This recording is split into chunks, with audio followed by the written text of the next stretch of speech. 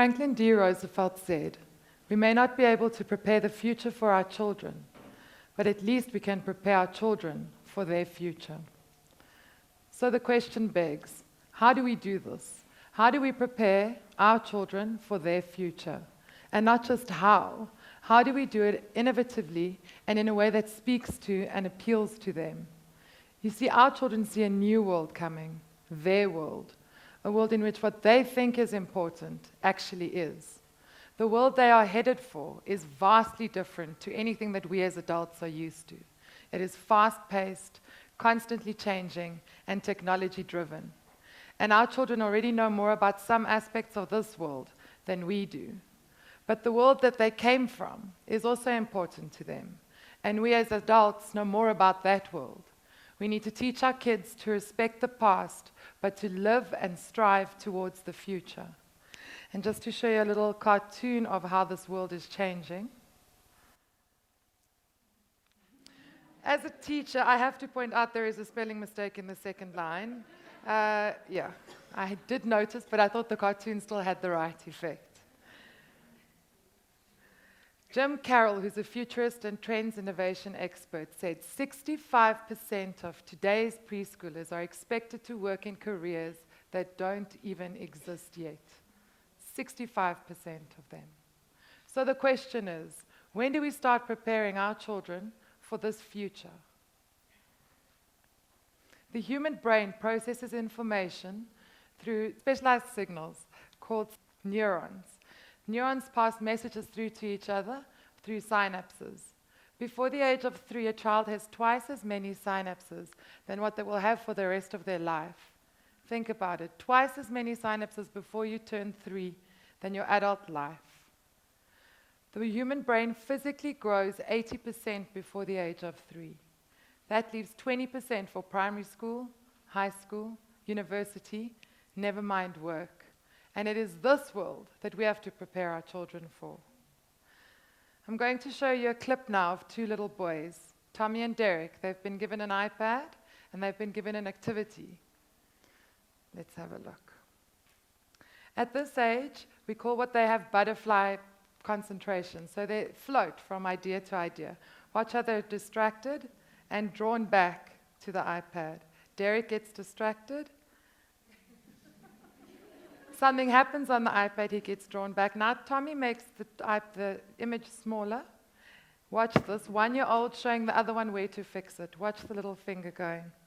Watch him. There, buddy, there.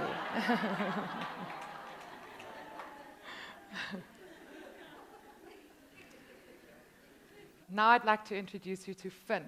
Finn is a 4-year-old boy at one of our preschools. Finn came running up to me the other day and he said to me, Teacher Marli, what do you want to be when you grow up? So I said to him, well, Finn, I am already grown up and I'm a teacher and I look after you. And he looked at me and he said, that's not a real job. So the only way I could counter it, I said to him, well, Finn, what do you want to be when you grow up? And he said to me, an archaeologist. I said to him, an archaeologist, do you know what an archaeologist does? He says, yes, they dig up and find fossils. Those are dinosaur bones, you know. 2 decades ago, we'd never have even thought that a child of 4 years old would be able to pronounce the word archaeologist, never mind being able to tell you what it is and strive to become an archaeologist one day. You see, the world around us has changed drastically in the past 20 years, and everything seems to have moved with the times. Everything except education. In the past 20 years, developmental science has completely changed its outlook on how a child's brain processes information. Specialized child development specialists have also said that the environment that a child grows up in has a drastic effect on their life going forward. This is the world we have to prepare our children for. And I checked the its. There's no spelling mistakes this time. This is the world that we have to prepare our children for. This is how they think. So the question now is, how do we merge preschools and technology? How do we put the two together? We do this. We research traditional methodologies. We research current methodologies, and we find a merge between the two. We find a place where everything that was traditionally done can still be done at a preschool, but things that are going to be important start being done as well. The most important thing to know about technology in a preschool is that it is not allowed to replace anything that you would traditionally do at a school.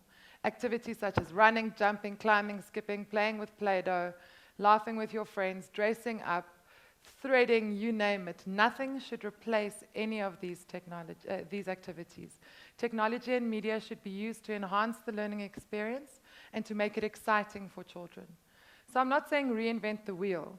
I'm saying upgrade the learning experience, make it exciting, make it relevant. Sort of like upgrading from a PC to a Mac.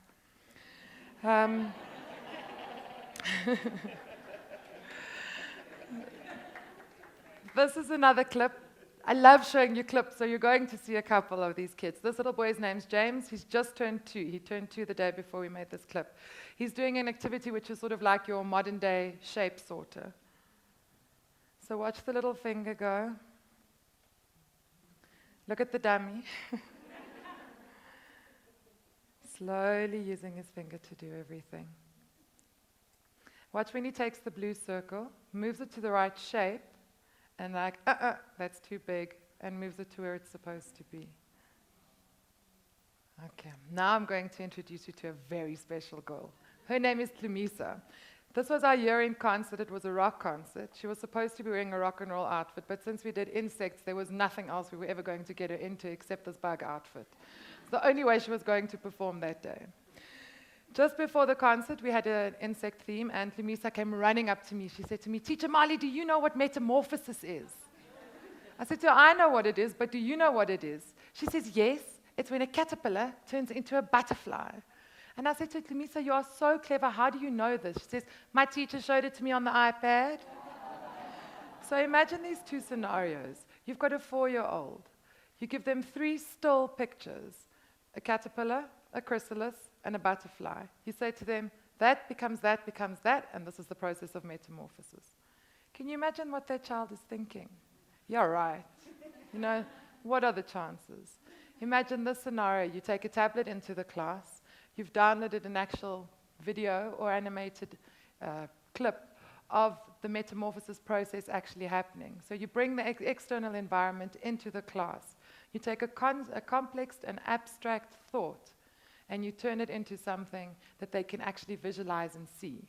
And not only that, you download an app where they can actually work with the little different parts of metamorphosis and get it showing them exactly how to do it. So my last clip is of 2 little kids. We've given them the iPad. We've never explained the app to them before. The teachers stepped back, and we've left them to figure it out on their own. This is Avika and Tsumi. They're 2 gorgeous kids as well. So this is a shape and color identification. Now watch. Yes. And now. Your turn. My turn. Your turn. My turn. Oh, yes, first again. So in conclusion, technology doesn't change the world. People change the world through technology. And it is our responsibility as educators and parents to adequately and innovatively equip our children for their future.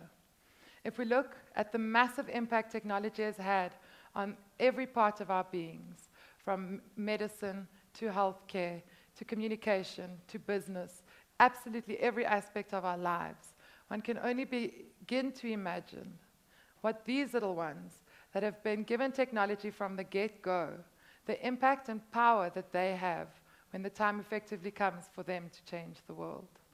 Thank you very much.